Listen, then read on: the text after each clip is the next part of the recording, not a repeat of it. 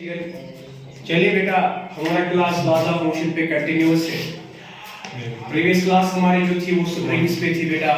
तो शुरू में आज हम लॉज ऑफ मोशन में जो आज हम डिस्कशन करेंगे बेटा, एक इंपॉर्टेंट क्वेश्चन एज पर NCERT examination point of view से वो बात करेंगे जिगर कि क्यों हम न्यूटन के सेकंड लॉ को रियल लॉ मानते हैं। क्या वजह है न्यूटन के सेकंड लॉ को रियल लॉ माना जाता है। देखिए जिगर, न्यूटन के सेकंड लॉ का क्या मतलब है हमने पढ़ा है, न्यूटन के फर्स्ट लॉ का क्या मतलब है, क्या मेजरमेंट हमने पढ़ा है, न्यूटन के थर्ड लॉ के बारे में भी हमने पढ़ा है। चलिए 2 मिनट में आपको मैं हेल्प करता हूं न्यूटन तीनों लॉज हमें क्या बताते हैं। तो जिगर हम यहां पे आते हैं लॉज ऑफ मोशन में। लॉज ऑफ न्यूटन जो है वो हमें क्या बोलते रहते हैं। इसमें जो पहला लॉ है, जो पहला लॉ है न्यूटन का पहला लॉ, वो आपको मालूम है, वो आपको कहता है कि एक बॉडी या एक सिस्टम, एक बॉडी या एक सिस्टम अपने आप अपने स्टेट को ही पसंद करता है। मतलब एक बॉडी रेस्ट होगी, रेस्ट में ही रहना पसंद करेगी। एक बॉडी मोशन होगी तो uniform motion as constant velocity से चलेगी, अनलेस एंड अनटिल उस पे लगने वाले सारे एक्सटर्नल फोर्सेस जीरो होंगे। मतलब जब हम इसको मैथमेटिकल फॉर्म से देखते हैं तो हमें यही कहता है, जब सिस्टम या बॉडी पे लगने वाला नेट फोर्स होगा जीरो तो उसकी एक्सेलरेशन भी नेट होगी जीरो। यानी सिस्टम हो या बॉडी हो, सिस्टम हो या बॉडी हो, तो इसका हम देखेंगे स्टेट। स्टेट जो इसके होंगे रेस्ट, रेस्ट ही होगा, सेम मोशन, मोशन ही होगा, लेकिन वेलोसिटी होगी ऑलवेज कांस्टेंट। यही पहला लॉ हमने पढ़ा है। फिर सेकंड लॉ हमने क्या कहा बेटा, अगर सिस्टम में रेस्ट से मोशन आएगा, मोशन में वेलोसिटी चेंज आएगा, मोशन वेलोसिटी, तो स्पेशल रिजल्ट इसको हम कहते हैं एक्सेलरेशन भी बेटा। तो क्या होगा, तो सेकंड लॉ में हमने देखा, सेकंड लॉ यही बात कहता है कि अगर आपके सिस्टम या बॉडी में टाइम के साथ मोमेंटम चेंज आ गया, मोमेंटम बदला, जरूर इस पे होगा एक्सटर्नल फोर्स का इफेक्ट, नेट फोर्स का कॉज, यानी उस पे होगा नेट फोर्स। यही हमें न्यूटन की सेकंड लॉ बताता है कि चेंज मोमेंटम तब होता है जब बॉडी पे लगता है एक्सटर्नल फोर्स या नेट फोर्स। ठीक जिगर, जैसे मिसाल core is on the road side, suppose we apply force on the core is in motion, है ना जिगर, so that means we apply force on the core and the core state changes, so that is Newton's second law। आपने ये भी देखा बेटा। इसमें एक स्पेशल रिजल्ट पड़ा बेटा, आपको पता है मोमेंटम लीनियर होता है product of motion mass into velocity. जब बॉडी का मास ऑलमोस्ट कंजर्व रहता है हमारे मैकेनिकल अप्रोचेस में यूजुअली, तो हम देखते हैं उसमें चेंज पे वेलोसिटी आती है और वेलोसिटी चेंज को हम कहते हैं एक्सेलरेशन। तो बेटा स्पेशल केस में एक मास कांस्टेंट, अगर मास कांस्टेंट रहा तो हम ऑब्जर्व करते हैं, अगर मास कांस्टेंट रहा तो हम ऑब्जर्व करते हैं, क्या ऑब्जर्व करते हैं बेटा, हम ऑब्जर्व करते हैं कि वेलोसिटी फिर चेंज होगा नेट फोर्स की वजह से। तो उस टाइम में फोर्स नेट जो होगा, जो बेटा नेट फोर्स का वजह होगा, वो होगा, याद रखिए, मोमेंटम मास वेलोसिटी, मास बाहर आएगा, velocity change, d by dt of velocity, उसको कहते हैं एक्सेलरेशन। तो फोर्स का स्पेशल मेजरमेंट आता है स्पेशल केस में मास प्लस एक्सेलरेशन। बेटा बाद में हमने थर्ड लॉ की बात की। थर्ड लॉ बड़ा सिंपल है, इसमें हमने बहुत सारे एग्जांपल्स दिए, रॉकेट लॉन्च एग्जांपल्स दी, बुलेट गन की प्रॉब्लम्स दी। लेकिन देखिए थर्ड लॉ में इतना ही कहता है, नेचर में जब भी फोर्स वजूद में आता है, वो फोर्स हमेशा दो अलग अलग बॉडीज की इंटरेक्शन में वजूद में आता है। और जब दो अलग अलग बॉडीज इंटरेक्ट करती हैं, gun and bullet, rocket and the earth, है ना जी। तो जब आप देखते हो बेटा, आप वेरीफाई करते हो तो या दो बॉडीज आपस में सटक करती है, कोलिजन करती है, कोलिजन के अंदर हम देखते हैं दोनों बॉडी में फोर्स एक्ट होती है। इस एक में होता है एक डायरेक्शन, दूसरा होता है अपोजिट डायरेक्शन में। सो दो बॉडीज इंटरैक्ट करने में दो फोर्सेस लगाती है और वो दो फोर्सेस अलग अलग लगते हैं अलग अलग बॉडीज पर। इस पे एक फोर्स लगता है, उसका इक्विवेलेंट अपोजिट इस पे लगता है, तो इसलिए ये दोनों फोर्स आपस में जो लगते हैं वो कैंसिल नहीं करते। फोर्सेस तब ऐड किए जाते हैं जब वो एक ही बॉडी पे एक्ट होते हैं। जब दो बॉडी अलग अलग इंटरैक्ट करती है तो आपस में फोर्स लगाती है, इसका फोर्स इस पे लगता है, इसका फोर्स इस पे हो सकता है, इसका फोर्स इस पे नेट फोर्स काम करेगा, इसका इस पे करेगा। लेकिन देखिए जरा, ये इंटरैक्शन कहता है थर्ड लॉ कहता है नेचर में फोर्स कभी भी सिंगली प्रोड्यूस हमेशा जोड़े से होता है। और याद रखिएगा अगर दो बॉडी इंटरैक्ट करती है, बॉडी ए और बॉडी बी, और उनकी इंटरैक्शन में बॉडी ए और बॉडी बी की इंटरैक्शन में बॉडी ए बी पे लगाती है force on to body, body B लगाती है फोर्स पे एज फोर्स F1, तो थर्ड लॉ कहता है फोर्स F1 बराबर फोर्स F2 मैग्नीट्यूड से बराबर। अगर ये इस पे 10 न्यूटन लगाती है, बेहतरीन एग्जांपल, कोई भी फ्री फॉलिंग बॉडी जो अर्थ की तरफ जाती है सेंटर ऑफ अर्थ की तरफ, अर्थ उसको बराबर उतना ही फोर्स लगाती है और वो वापस अर्थ को उतना फोर्स वापस लगाती है, यही है थर्ड लॉ। लेकिन अब क्या है, अर्थ उसको सेंटर की तरफ खींचती है, वो बॉडी उसको अपने सेंटर की तरफ खींचती है। इसलिए जब डायरेक्शन जोड़ते हैं, वेक्टर जोड़ते हैं, अपोजिट साइन जोड़ते हैं, ये थर्ड लॉ। तो आइए बेटा आज का क्वेश्चन जो एनसीईआरटी पॉइंट ऑफ व्यू से बड़ा इंपॉर्टेंट है, ये है हमारे लिए न्यूटन सेकंड लॉ। यानी बेटा न्यूटन सेकंड लॉ जो हमें यहां मिला है, rate of change of momentum is because of external force और नेट फोर्स, बेटा ये काफी है ये लॉ। इससे हम तीनों लॉ वेरीफाई कर सकते हैं। फर्स्ट लॉ भी वेरीफाई कर सकते हो, थर्ड लॉ भी, सेकंड लॉ इट्स वेरीफाइड है। इसलिए बेटा सेकंड लॉ पे NCERT examination point of view से क्वेश्चन पूछा जाता है, explain why Newton second law is a real law. So हम लिखेंगे आंसर में बेटा, इसको क्वेश्चन टू आंसर हम बनाएंगे बेटा। हम कहेंगे second law is said to be a real law,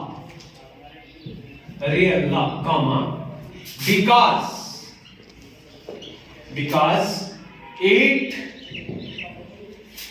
verifies both first law as well as third law. Second law ऐसे भी लिख सकते बेटा, ऐसे लिखेंगे तो ऐसे लिखेंगे, second law is said to be a real law because it verifies both first law as well as third law. That is, चलिए इसको जस्टिफाई करते हैं, दैट इज, चलिए बेटा देखते हैं केस फर्स्ट, ठीक है बेटा, deduce first law from second law। चलिए फर्स्ट लॉ से सेकंड लॉ हम डिड्यूस करने जाएंगे, ठीक है ठीक है। अगर हम कहेंगे बेटा we know that, हमें तो मालूम है जिगर भाई, क्या मालूम है, हमें तो मालूम है न्यूटन के लॉज ऑफ मोशन के अंदर एक स्पेशल रिजल्ट वो है मास कंजर्वेशन पे फोर्स एक्ट अगर होगा सिस्टम पे वो होता है मास क्रॉस एक्सेलरेशन। तो बेटा यही चीज हम लिखेंगे, वी नो दैट, हमें मालूम है बेटा कि फोर्स होता है बराबर, फोर्स होता है उस टाइम स्पेशल रिजल्ट मास एक्सेलरेशन को शर्त है जब मास होता है कांस्टेंट, तो सिस्टम पे लगने वाला नेट फोर्स क्या करेगा, वेलोसिटी बदलेगा, तो फिर फोर्स कितना बनेगा प्रोडक्ट में, मास क्रॉस एक्सेलरेशन, मास क्रॉस एक्सेलरेशन। तो न्यूटन की फर्स्ट लॉ हमारे लिए, सॉरी न्यूटन की सेकंड लॉ हमारे पास यही रिजल्ट बताती है। तो क्या कहती है बेटा, whenever there is force acting on the body as external force, always it is measured as mass acceleration product।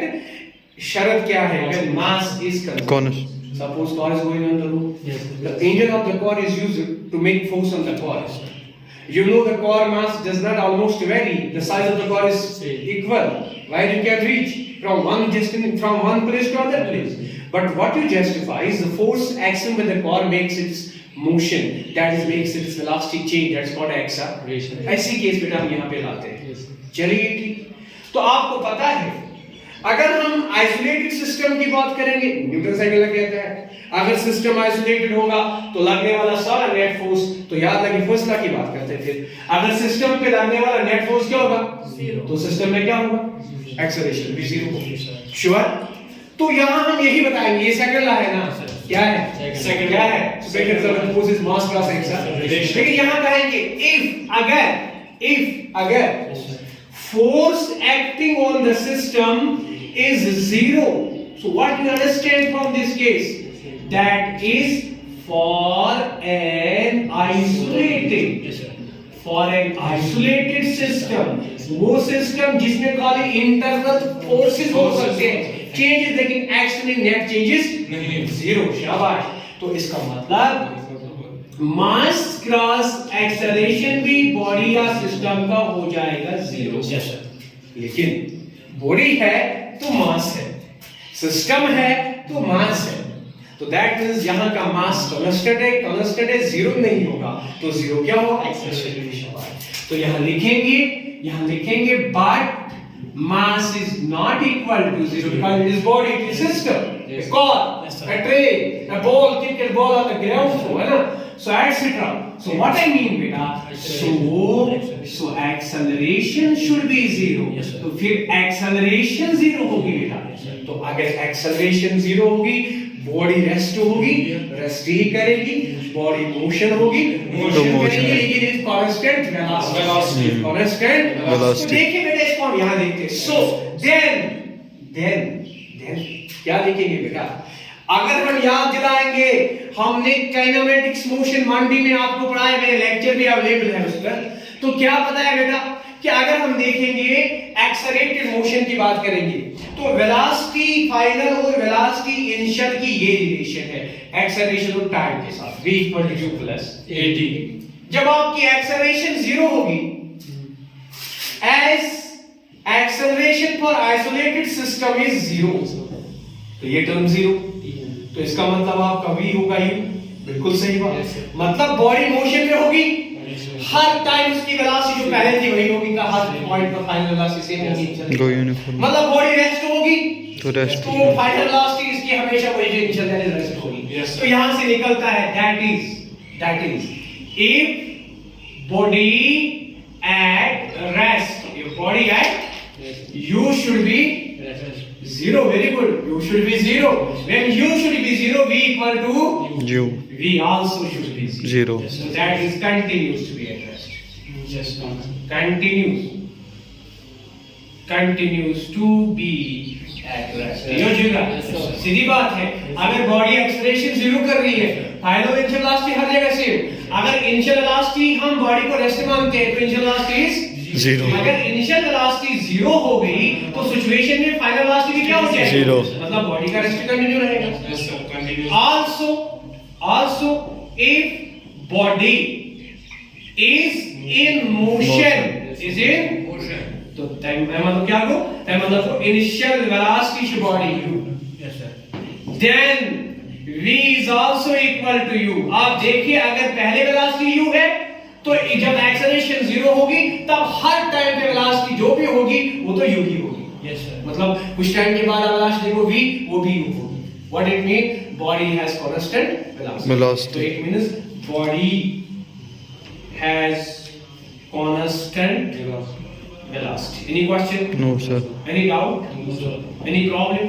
तो बेटा एक सिंपल प्रूफ है कि सच में न्यूटन सेकंड लॉ की एप्लीकेशन को यहाँ लाया, आइसोलेटेड सिस्टम माना, फोर्स फिर जीरो होना है, तो इन दोनों का प्रोडक्ट भी जीरो होना है। सिस्टम या बॉडी की बात कर रहे हैं तो मास जीरो नहीं होगा, ऑलरेडी मास कांस्टेंट है, तो फिर एक्सेलरेशन जीरो होगा। जब एक्सेलरेशन जीरो होगा तो इक्वेशन ऑफ मोशन में v = u + at पे जाएंगे। तो इसमें जब एक्सेलरेशन जीरो, तो वेलोसिटी किसी भी टाइम पे सिस्टम और बॉडी को देखो, वो तो इनिशियली बराबर होगा। अगर इनिशियली बॉडी रेस्ट है तो वेलोसिटी u जीरो है, तो हर एतबार से इसकी वेलोसिटी हर टाइम जीरो, इसलिए रेस्ट कंटिन्यू करेगी। यहाँ पे देखिए अगर बॉडी मोशन कर रही है, वेलोसिटी u पहले है, तो इस सिचुएशन में देखिए इसकी वेलोसिटी हमेशा u ही होगी, मतलब वेलोसिटी, तो body is in uniform motion, body is in uniform motion. चलिए बेटा इसका दूसरा हिस्सा, यानी k सेकंड में हम जस्टिफाई करना चाहते हैं क्या? deduce third law from second law. deduce third law from second law. deduce third law from second law. देखिए मेरे जिगर, तो यहां पे हम क्या करते हैं?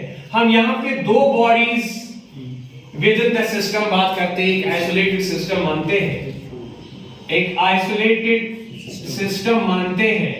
ये बॉडी ए है, ये बॉडी बी है। बॉडी ए को लगाते हैं बॉडी बी फोर्स, चलिए इंटरेक्शन में फोर्स यहां आएगा, हम उसको फोर्स 1 कहेंगे, ठीक है। बॉडी बी पे लगाते हैं बॉडी माइनस, हम इसको कहते हैं force 2। Sure? Any confusion, any problem? तो सिचुएशन हम क्या कर रहे हैं बेटा? एक आइसोलेटेड सिस्टम की बात करते हैं, एक आइसोलेटेड सिस्टम की बात करते हैं। बेटा आप ध्यान रखिएगा, हम लिखेंगे if two bodies A and B interact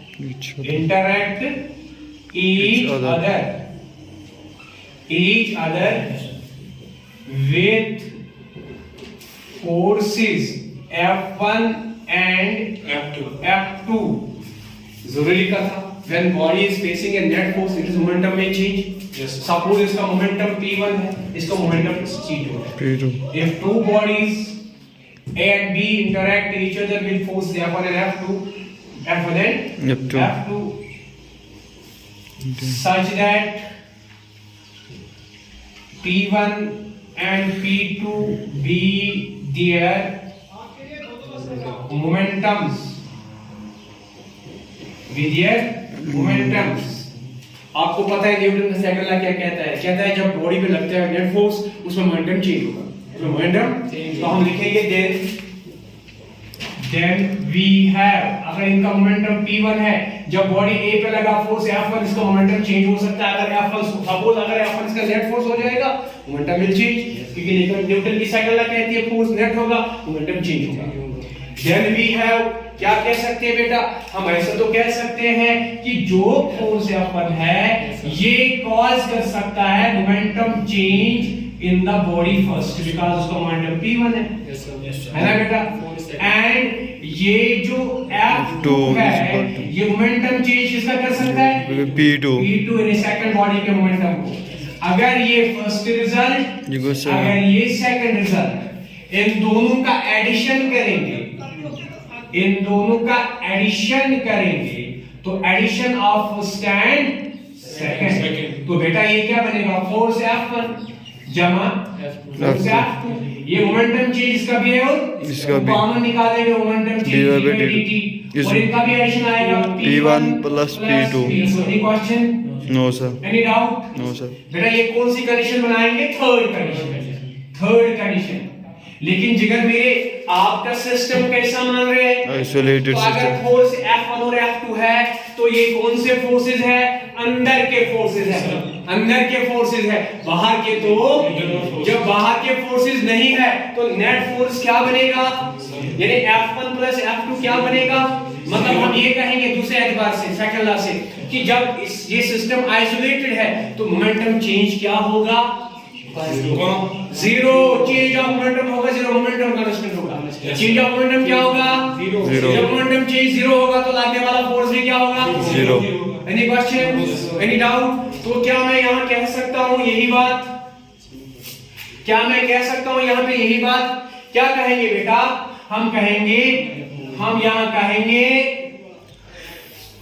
सिनस system of two masses is isolated, what it means? That is change of momentum for system P1 plus P2 should be zero। जब मोमेंटम चेंज जीरो होगा तो F1 भी और F2 भी क्या होगा? Zero. इसका मतलब है जब इस चेंज को जीरो मानते हैं तो F1 प्लस F2 जीरो। क्योंकि बेटा आपका नाम क्या है? जिगर आप परेशान मत हुए इस बात में, तो आपका समझ में आया ना ये बात कि मोमेंटम चेंज जीरो होगा तब जब सिस्टम पे बाहर का फोर्स नहीं होगा। तो मोमेंटम चेंज जीरो, मतलब ये दोनों फोर्सेस अंदर के होंगे, बाहर के नहीं होंगे, तो इनका टोटल वैल्यू भी जीरो होगा, क्योंकि इंटरनल फोर्सेस ऐड करके जीरो बनाएंगे। तो इसका मतलब है internal force F1 plus F2 is equal to zero. Very nice. इसका मतलब फोर्स F1 बराबर force F2 with opposite sign. So this is Newton's third law. अभी भी आपने कहा दिस इज, है ना, two bodies interact within the system, they interact equally and acting force equivalent opposite to each other. So this is third law. This is third law. So this is the proof for your examination point of view। NCERT examination को देखकर बेटा हम ये बहुत ध्यान में रखेंगे कि हमारे पास जो सेकंड लॉ है क्यों ये रियल लॉ है, because it verifies both first law as well as third law, that is why we call it as a real law. देखिए बेटा, अब मैं आपसे एक अहम बात जोड़ूंगा। इनर्शियल फ्रेम और नॉन इनर्शियल फ्रेम में जाके हम देखते हैं न्यूमेरिकल अप्रोच में हमें परेशानियां बढ़ती है न्यूटन के सेकंड लॉ को अप्लाई करने में। इनर्शियल फ्रेम में तो यूं ही हमने किए पुली सिस्टम, स्ट्रिंग्स में, वायर्स में, है ना बेटा, इंक्लिनेशंस पर, लेकिन अब हम देखते हैं कि नॉन इनर्शियल फ्रेम में उसमें क्यों हमें प्रॉब्लम्स आती हैं और वो प्रॉब्लम को हम कैसे सही कर सकते हैं। ठीक है बेटा, so let us wait for why. बेटा अब हम सेकंड लॉ के बाद में रियल लॉ हमने समझा था अभी तक, तो बेटा अब हम लास्ट में इसमें एक और बात करेंगे ताकि कभी-कभी आपको ऐसी चीजें महसूस करने पड़ेंगे, फेस करने पड़ेंगे बेटा कॉम्पिटिटिव लेवल। तो देखिए जिगर आज हम बात करते हैं फिजिक्स में सीरो फोर्स या इमेजिनरी फोर्स का तस्वीर क्यों आता है, क्यों इसकी वजूद आती है, क्या वजह है इसका। देखिए जिगर, इसके लिए मैं आपको थोड़ा सा वापस अपने चैप्टर में ले आता हूं जहां हमने अपने न्यूमेरिकल अप्रोचेस सेकंड लॉ के मेजरमेंट के लिए इन्वॉल्व किए। वो जो हमने इन्वॉल्वमेंट अभी तक की है सेकंड लॉ की मेजरमेंट के लिए, वो हमने किए हैं न्यूटोनियन फ्रेम में। न्यूटोनियन फ्रेम किसको हम कहते हैं बेटा, यानी अभी तक जो हमने पढ़े हैं measurement of second law, calculation numericals का, वो हमने न्यूटोनियन फ्रेम में पढ़े हैं, या जिसका हम दूसरा नाम देते हैं इनर्शियल फ्रेम। इनर्शियल फ्रेम बेटा, इनर्शियल फ्रेम क्या होती है, इनर्शियल फ्रेम किसको हम कहते हैं। चलिए बेटा यहां पे मैं आपको वापस ले आता हूं एलिवेटर की प्रॉब्लम में, लिफ्ट की प्रॉब्लम में, जो कुछ दिन पहले हमने देखा था।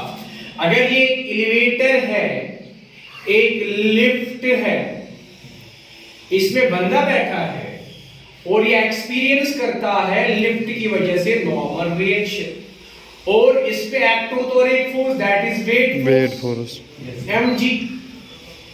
और अगर हम यहां देखेंगे इस पे लग रहा है यहां पे नॉर्मल रिएक्शन, श्योर।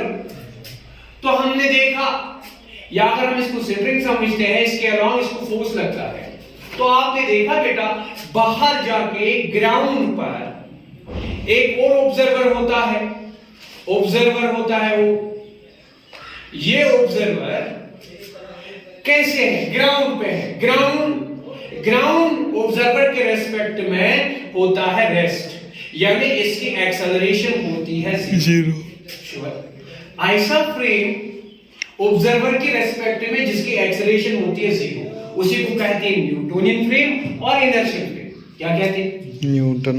सो न्यूटोनियन फ्रेम और इनर्शियल फ्रेम का क्या मतलब है, वो मतलब है कि ऑब्जर्वर के रेस्पेक्ट में उस फ्रेम का या तो एक्सेलरेशन जीरो होगा, या तो रेस्ट होगा, या तो यही फ्रेम फर्स्ट के एतबार से मोशन में होगा लेकिन विद कांस्टेंट वेलोसिटी, तो याद रखिए इस फ्रेम में एक्सेलरेशन होता है जीरो, मतलब ये फ्रेम ऑब्जर्वर के रेस्पेक्ट में रेस्ट होगा, मतलब ये फ्रेम वेलोसिटी रखेगा कांस्टेंट, या तो मतलब अगर चलेगा भी ऑब्जर्वर के रेस्पेक्ट में कांस्टेंट वेलोसिटी से। तो उम्मन हम बेटा कहते हैं वेलोसिटी ऑफ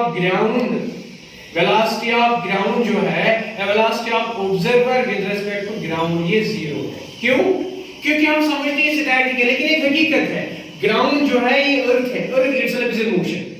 तो कोई आप में से कहेगा सर अर्थ खुद रिवॉल्यूशन कर रही है, यानी जो अर्थ है वो खुद सन के अराउंड जा रही है, रिवॉल्व कर रही है, तो क्या इस सन के अराउंड में ये जो अर्थ है क्या ये खुद चक्कर लगा रही है, ये मोशन नहीं रख रही, इस पे वेलोसिटी नहीं, ये एक्सेलरेट नहीं कर रही है।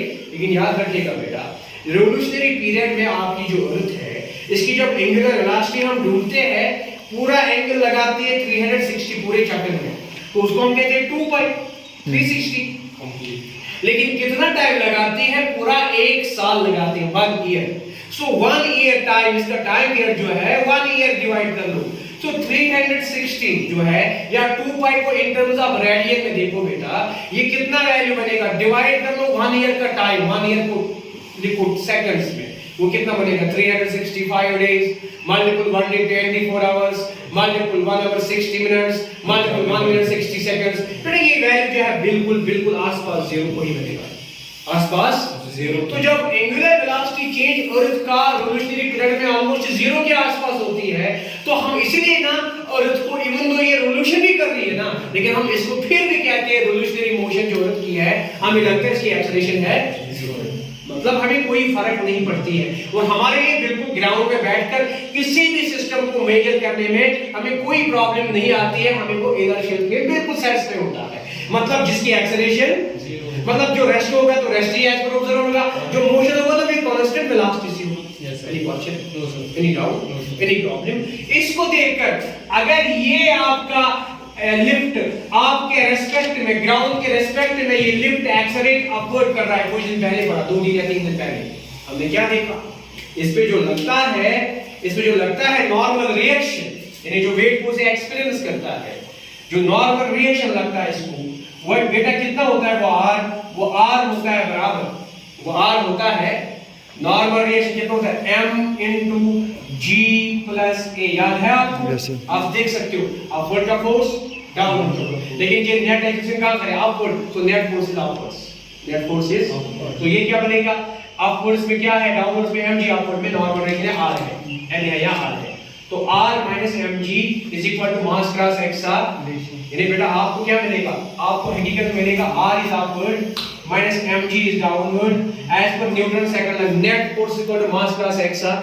इस बॉडी पे लगने वाले फोर्स एक r है या n है, दूसरा mg वेट फोर्स है, लेकिन एक्सेलरेशन अपवर्ड है, तो इसका मतलब मैक्सिमम फोर्स अपवर्ड ही है, तो upward force r minus downward force mg is equal to Newton second law as per the system conservation of mass cross xr relation। So mass of the person within that this lift is m, so that is mass plus that is m into a। sure? इसको यहां ले जाओ, फिर यहां से m common निकालो, है ना बेटा? ये r बराबर, आप देखिए mg प्लस आएगा प्लस m है, ठीक? तो यही देखो क्या बनेगा, m into g plus a बनेगा या नहीं बनेगा? तो क्या होता है इनर्शियल फ्रेम या न्यूटोनियन फ्रेम? वो फ्रेम ऑफ रेफरेंस जो ऑब्जर्वर के रेस्पेक्ट में, जो ऑब्जर्वर के रेस्पेक्ट में या तो इसकी एक्सेलरेशन हमेशा जीरो होती है, मतलब या तो रेस्ट होगा या तो कांस्टेंट वेलोसिटी होगा। श्योर? तो उस टाइम में आप जब मेजर करते हो तो आप सेकंड लॉ को बड़ी इजीली अप्लाई करते हो। सेकंड लॉ क्या कहते हैं? Force net is mass cross acceleration. तो ये है फोर्स नेट यहां पे, ठीक है? ये है मास क्रॉस एक्सेलरेशन, सिंपल कर दिए। लेकिन देखिए अगर इसको छोड़कर आप जाओगे न्यूटोनियन के बजाय नॉन न्यूटोनियन फ्रेम, मतलब जिसमें ये सिचुएशन नहीं होती है, मतलब क्या है? जो एक्सेलरेट भी करेगा, जिसकी वेलोसिटी चेंज होगी, ये भी दो बातें, उसको आप क्या कहते हैं बेटा? Non inertial frame of reference. क्या कहते हैं? Non Newtonian. खुद ही पता चला हमें, non inertial frame of frame, non inertial frame observer के रेस्पेक्ट में, है ना बेटा? नॉन इनर्शियल फ्रेम ऑब्जर्वर के रेस्पेक्ट में एक्सेलरेशन जीरो नहीं रखता है और उसकी वेलोसिटी भी चेंज होती है। देन जब एक्सेलरेशन जीरो नहीं होगा, common sense, then it should be having velocity change also. तो बेटा देखिए यही सिचुएशन को मैं यहां आपको समझाता हूं, कहां पे हमें जीरो फोर्स और इमेजिनरी फोर्स का सोचना पड़ता है। जहां पे न्यूटन सेकंड लॉ तो मेजर हार्ड होता है, मुश्किलें आते हैं, जहां बैलेंस नहीं होती है, वहां हम जीरो फोर्स को डेवलप करते हैं और वो चीज बराबर वही मिलती है जो इनर्शियल में मिलती है। मतलब नॉन इनर्शियल में लगाएंगे तो हमें वेरिएशन आएगा, एक्चुअल रिजल्ट ये नहीं आएगा। तो जब उसमें जीरो फोर्स का सेंस देंगे तो यही रिजल्ट आएगा। तो इसलिए हम जीरो फोर्स का सोच रहे हैं। देखिए क्या बोल रहा हूं। अब दोबारा में आपके इसी न्यूटोनियन सॉरी इसी लिफ्ट के अंदर, एलिवेटर के अंदर आपसे मुखातिब हूं, बैठा हूं, ये आपका मास m है, ये एक्सेलरेशन a से ऊपर जाता है, ये डाउन में वेट फोर्स mg एक्सपीरियंस करता है, इसको नॉर्मल रिएक्शन r लग रही है। अगर यहां से इसके अंदर बुरहान चला गया, अपने दोस्त को समझने के लिए, पहले तो बाहर था बुरहान ग्राउंड पर, अब बुरहान इस फ्रेम के अंदर बैठा है, बाहर से तो ये पूरा लिफ्ट एक्सरे का आउटपुट कर रहा है इसे, लेकिन जब बुरहान अंदर बैठा है तो उसके लिए उसका जो दोस्त है, ये बुरहान है, ये इसका दोस्त है, फ्रेंड है। इसका जो फ्रेंड है, ये फ्रेंड बुरहान से कहीं नहीं जा रहा है, तो बुरहान कहता है मेरा फ्रेंड मेरे रेस्ट में है। तो बुरहान ऑब्जर्वर है अपने फ्रेंड को, तो जब इसको एफबीडी डायग्राम बनाएगा तो एफबीडी डायग्राम में बुरहान क्या करेगा, पॉइंट साइज बॉडी डायग्राम में बुरहान इसको पॉइंट करेगा और कहेगा मेरे दोस्त का मास m है, और बुरहान कहता है मेरा दोस्त रेस्ट में है, यानी इसको लगता है एक्सेलरेशन जीरो। तो फिर क्या कहेगा, सर इस पे तो दो ही फोर्स लगते हैं, कौन बेटा, एक तो ये वेट फोर्स डाउन में by normal reaction, surface of contact of lift normal reaction. So Burhan sahab acceleration is net force is mass cross acceleration. तो इस सिचुएशन में एक्सेलरेशन कितनी है, जीरो। तो ये m into a क्या बनेगा, तो नेट फोर्स क्या बचेगा, r equal to mg, यानी यहाँ हम लिखेंगे ये दोनों फोर्स बराबर, ये दोनों फोर्स बराबर, बुरहान के लिए ये दोनों फोर्स बराबर, क्योंकि एक्सेलरेशन इज जीरो, तो वहां ज्यादा ना यहाँ ज्यादा, तो बुरहान कहेगा सर फिर मेरे लिए normal reaction is mg, but it is not A right answer, the right answer is m into g per se। The problem, तो ये प्रॉब्लम को दूर करने के लिए सीडो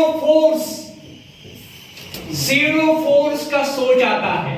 सीडो फोर्स को समझेंगे तो हम इसको आराम से समझेंगे। बेटा सीडो फोर्स क्या है, सीडो फोर्स एक इमेजिनरी फोर्स है, एक फॉल्स फोर्स है, और नॉन इनर्शियल फ्रेम के अंदर न्यूटोनियन सेकंड लॉ को सही मेजर करने के लिए हम इस्तेमाल करते हैं और सही रिजल्ट देते हैं। सर कैसे करते, तो याद रखिए सीडो फोर्स भी होता है Newton second law, that is F equal to mass cross acceleration.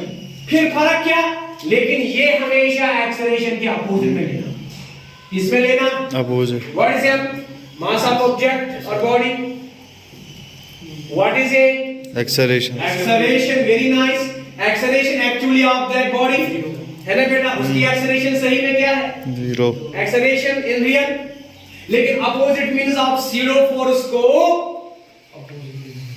ft zero force को opposite कर लो, यानी जहां बॉडी एक्चुअल में एक्सेलरेट कर रही है इसके अपोजिट में zero force डेवलप कर लो, तो फिर देखिए आपकी प्रॉब्लम खुद ब खुद क्लियर, न्यूटन का सेकंड लॉ बिल्कुल वेरीफाई हो जाएगा।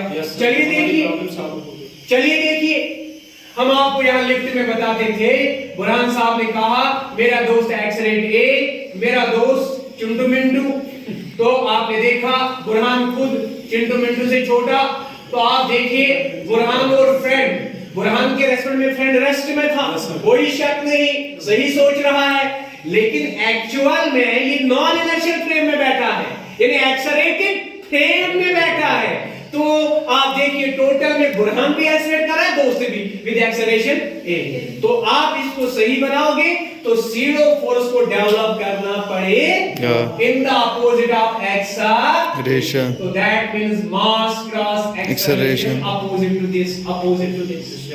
अब इसके बाद कोका साहब कौन कौन फोर्स लग रहा है, सर एक तो लगता है वेट फोर्स, mg फोर्स, बे नॉर्मल, इस बॉडी पे नॉर्मल रिएक्शन आ, ठीक है बेटा। Yes sir. तो देखिए वी हैव, बुरहान ने एफबीडी बनाया, फ्री बॉडी डायग्राम, बुरहान के लिए इसका दोस्त मास m रखा है, लेकिन बुरहान साहब के लिए इसका दोस्त एक्सेलरेशन कितना रखा है, जीरो। Very nice. तो इसमें लगने वाले फोर्स mg तो नॉर्मल फोर्स, एक तो weight force mg, by normal reaction plus non inertial frame में जीरो फोर्स वजूद में आता है, opposite actual X, that is opposite, that is m into a।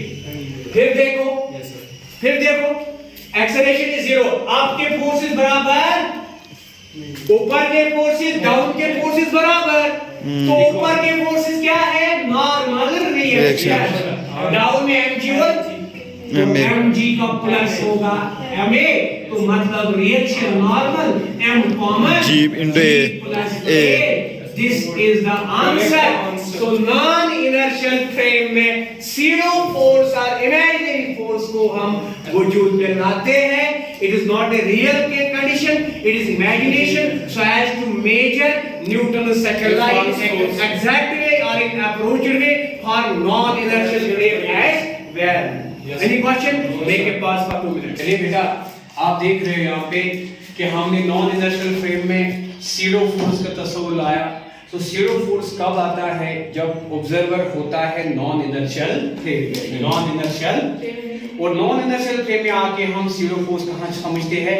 जहां एक्चुअल में ऑब्जर्वर खुद ऑब्जर्वेशन के साथ एक्सलेरेट करता है, उसके अपोजिट में जीरो फोर्स हम मानते हैं। और ये कोई एक्चुअल फोर्स नहीं, एक इमेजिनरी फोर्स है जिससे हम सेकंड लॉ को वेरीफाइड बनाते हैं। चलिए बेटा, हम इसकी आपको एक और एग्जांपल समझाते हैं जिससे आप बिल्कुल एड्रेस हो जाएंगे कि अगर ये एक मूविंग कॉइल है, अगर ये रोड पे एक मूविंग कॉइल है, इस मूविंग कॉइल के अंदर एक लटका हुआ पेंडुलम है और आप बिल्कुल यहां बैठे हो सीट पे, बिल्कुल आप यहां बैठे हो सीट पे, ऑब्जर्व कर रहे हो, आगे ड्राइवर कार को चला रहा है, लेकिन आप देख रहे हैं ये पेंडुलम ऐसे लिफ्ट करता है और ऐसे चला जाता है, कुछ एंगल से ये उठता है।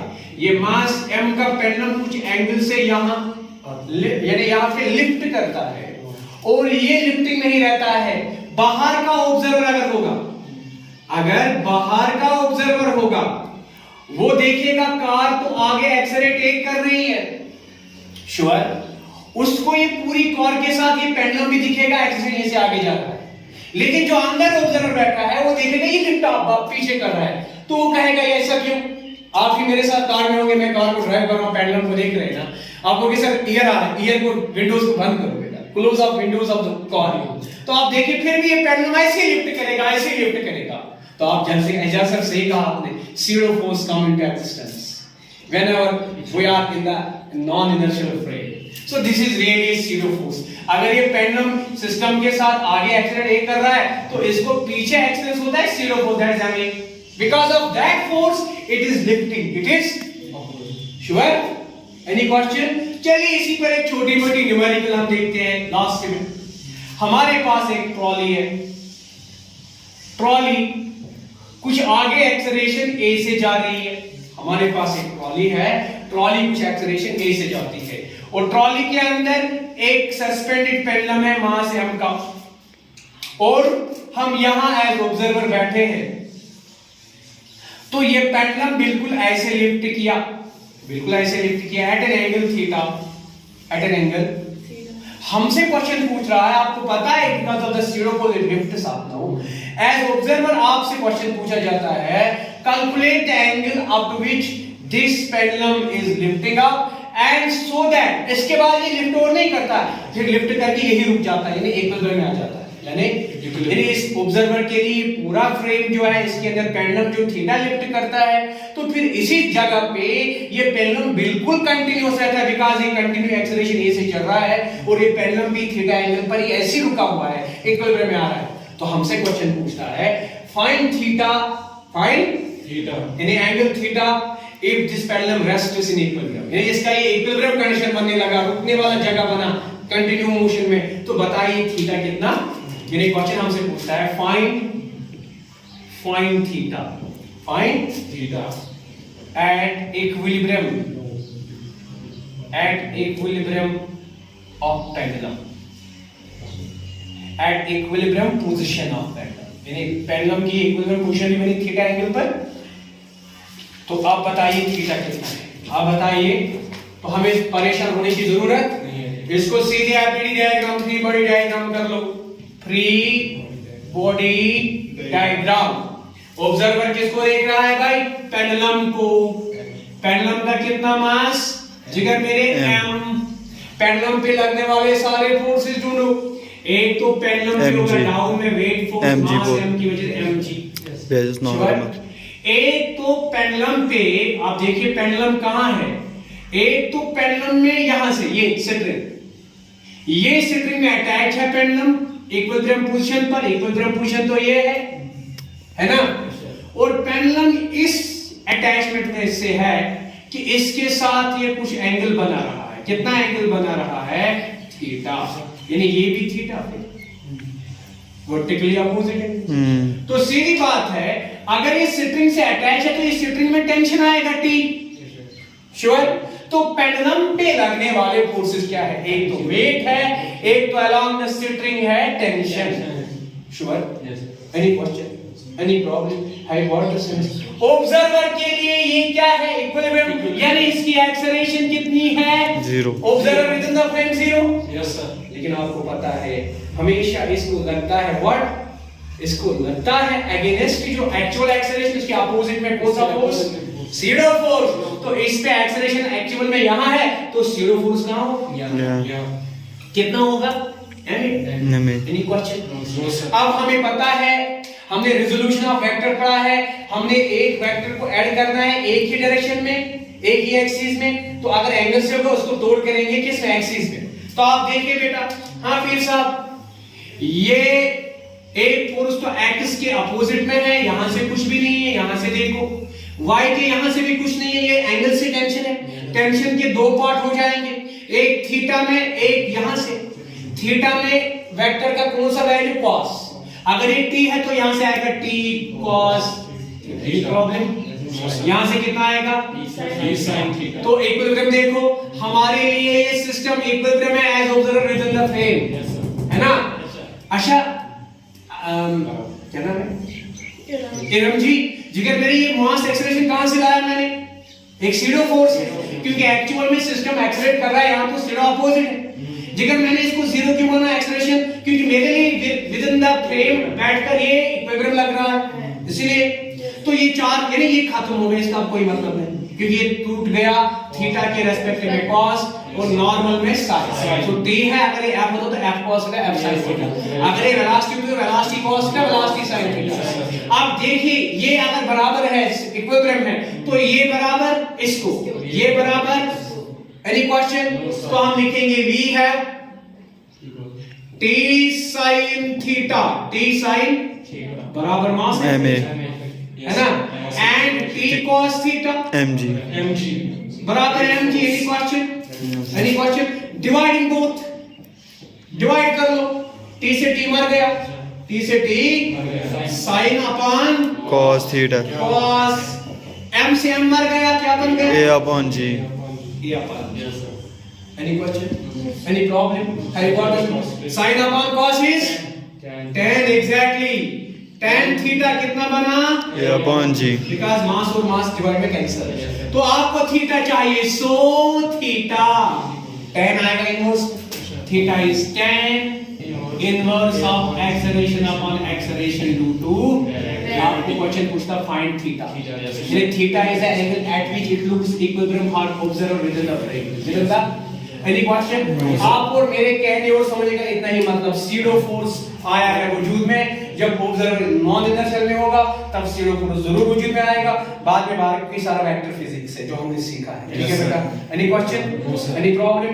इस तरह से हमने ये बेसिक चैप्टर का मेजर हिस्सा खत्म किया है। सारे लेक्चर रिकॉर्डेड है ऑन द यूट्यूब चैनल, जिसको आप सब्सक्राइब भी करोगे और उनको समझोगे भी।